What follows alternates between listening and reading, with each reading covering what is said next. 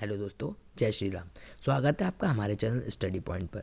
आज हम डिस्कस करेंगे बहुत ही महत्वपूर्ण टॉपिक भारत में पंचायती राज व्यवस्था, जो कि हर एक परीक्षा में पूछा जाता है। यहाँ से आपका एक नया क्वेश्चन बनता ही बनता है।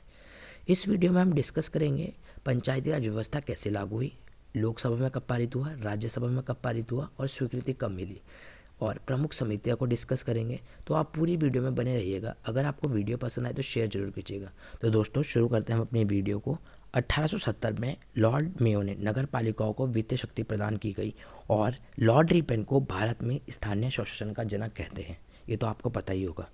1907 में हॉब हाउस की अध्यक्षता में रॉयल कमीशन ऑफ डिसेंट्रलाइजेशन, जिसे असाही आयोग के नाम से भी जाना जाता है, तथा 1919 में पंचायती व्यवस्था को प्रांतीय विषयों में रखा गया। आप एक एक पॉइंट नोट करते चलेगा, मैं आपको इसमें एक्स्ट्रा नॉलेज के साथ बताता चलूँगा, तो नोट उसे करते रहेगा। संविधान के अनुच्छेद 40 में राज्य को ग्राम पंचायत बनाने का निर्देश दिया गया है। मतलब कि जो हमारे नीति निर्देशक तत्व है, जो कि आयरलैंड से लिए गए हैं, उसमें अनुच्छेद 40 में राज्य ग्राम पंचायत बना सकती है, यह कहा गया है। तथा 7वीं अनुसूची में राज्य सूची में पंचायती व्यवस्था को रखा गया। मतलब कि ये जो पंचायती राज व्यवस्था है, राज्य सूची का विषय है। 2 अक्टूबर 1952 को सामुदायिक विकास कार्यक्रम 1953 में राष्ट्रीय विस्तार सेवा कार्यक्रम सरकार द्वारा चलाया गया, किंतु यह कार्यक्रम असफल रहे। अब चलते हैं प्रमुख समितियों की तरफ, जो कि बहुत ही महत्वपूर्ण है। आप एक एक पॉइंट नोट करते चलिएगा। जिसमें हमारी सबसे पहली थी बलवंत राय मेहता समिति, जो कि 1957 में बनी थी। इस कार्यक्रम को बेहतरीन रूप से चलाने के लिए 1957 में बलवंत राय मेहता समिति बनी।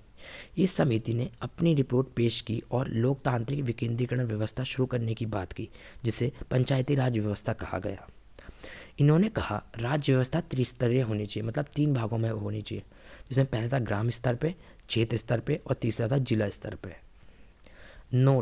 ये नोट करके चलिएगा। ये यहाँ से आपका एक नया क्वेश्चन पूछेगा कि सबसे पहली ग्राम पंचायत किस राज्य में बनाई थी। ये तो आप देखते चलेगा। भारत की पहली ग्राम पंचायत 2 अक्टूबर 1959 में राजस्थान के नागौर जिले के बदरी गांव में बनी, जिसका उद्घाटन स्वयं जवाहरलाल नेहरू जी ने किया था।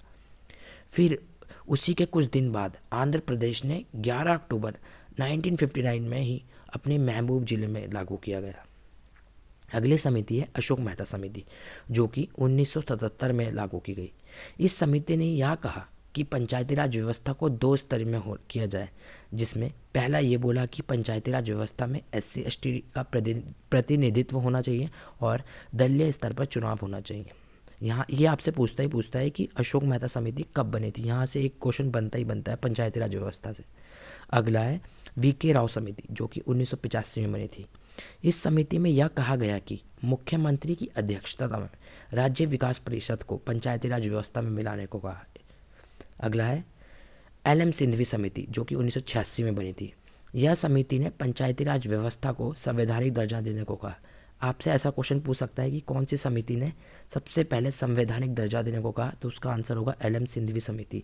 यही पूछ सकता है कब बनी, तो वो बनी थी 1986 में। अगली समिति थी गाडगिल समिति और थुंगन समिति। दोनों समिति एक साथ बनी थी 1988 में।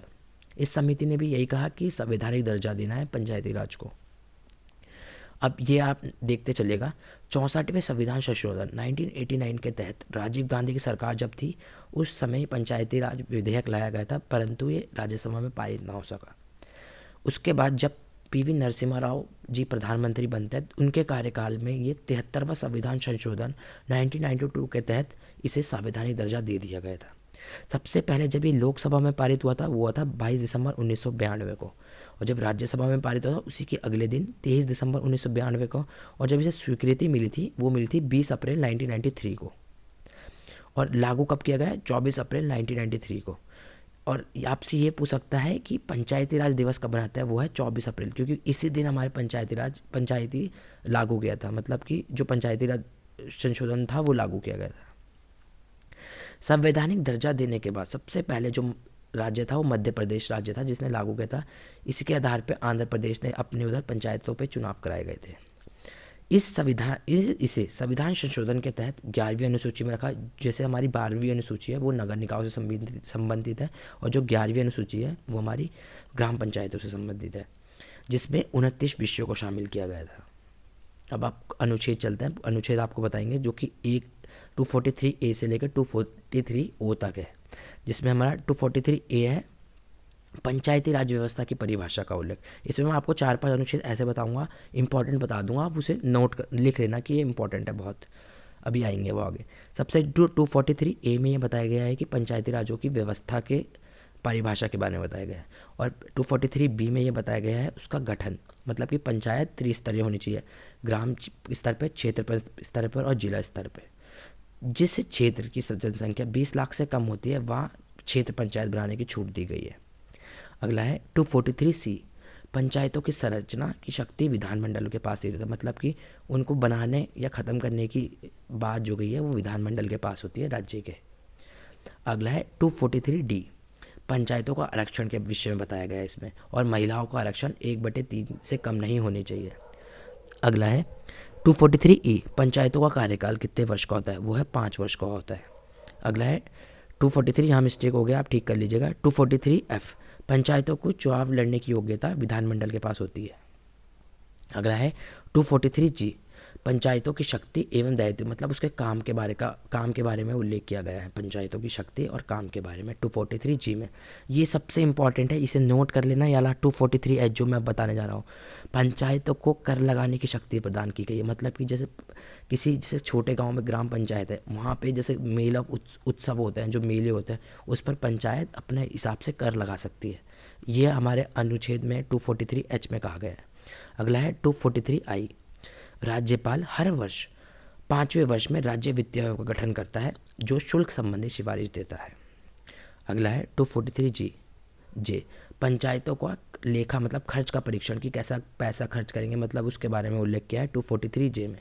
और एक और इम्पॉर्टेंट है 243K, पंचायत चुनाव कराने की जिम्मेदारी राज्य चुनाव आयोग की होती है। ये आपसे पूछ सकता है किसकी होती है राज्य में पंचायत चुनाव की, तो होगा राज्य चुनाव आयोग की। एक आता है L, ये भी बहुत इंपॉर्टेंट है, 3-4 ऐसे हैं जो बहुत इंपॉर्टेंट अनुच्छेद है। 243L, पंचायत व्यवस्था को संघीय क्षेत्र, मतलब कि केंद्र शासित प्रदेश जो हमारी यूनियन टेरिटरी है उसमें भी लागू किया जा सकता है 243L के तहत। अगला है 243M, पंचायतों का कुछ क्षेत्र लागू नहीं किया जा सकता, मतलब कि पंचायतों का कुछ क्षेत्र में लागू ना होना वर्जित है, जैसे कि नागालैंड हो गया, मेघालय हो गया, मिजोरम हो गया, मणिपुर हो गया, दार्जिलिंग हो गया। अगला है 243N, मतलब जो 1992 से बनी पंचायतों का है उसका वर्णन किया है 243N में। और आखिरी है 243O, ये सबसे आखिरी है, ये भी इंपॉर्टेंट है, पंचायती चुनाव पर न्यायालय द्वारा रोक लगाई सकती है, मतलब कि जो पंचायत के चुनाव होते हैं उसे न्यायालय द्वारा रोक लगाया जा सकता है, जो कि जैसे जो उच्च न्यायालय होते हैं, जैसे कि राज्य के उच्च न्यायालय वो रोक लगा सकते हैं। तो दोस्तों ये थी आज की हमारी वीडियो। अगर आपको हमारी वीडियो पसंद आई तो लाइक, शेयर, सब्सक्राइब और बेल आइकन को जरूर प्रेस कीजिएगा, जिससे कि आपको हमारी वीडियोज़ की अपडेट मिलते रहे। हम ऐसे ही छोटे छोटे टॉपिक आपके लिए लाते रहेंगे। अब आप कमेंट करके बताइएगा आपको अगला टॉपिक किस चीज़ पे चाहिए, तो हम उस चीज़ पे वीडियो बना देंगे। ऐसे ही आपको हर एक परीक्षा के लिए हम ऐसे छोटे छोटे टॉपिक लाएंगे जो कि आपकी परीक्षा की दृष्टि से बहुत ही महत्वपूर्ण होंगे। तो दोस्तों चलते हैं अब, थैंक यू।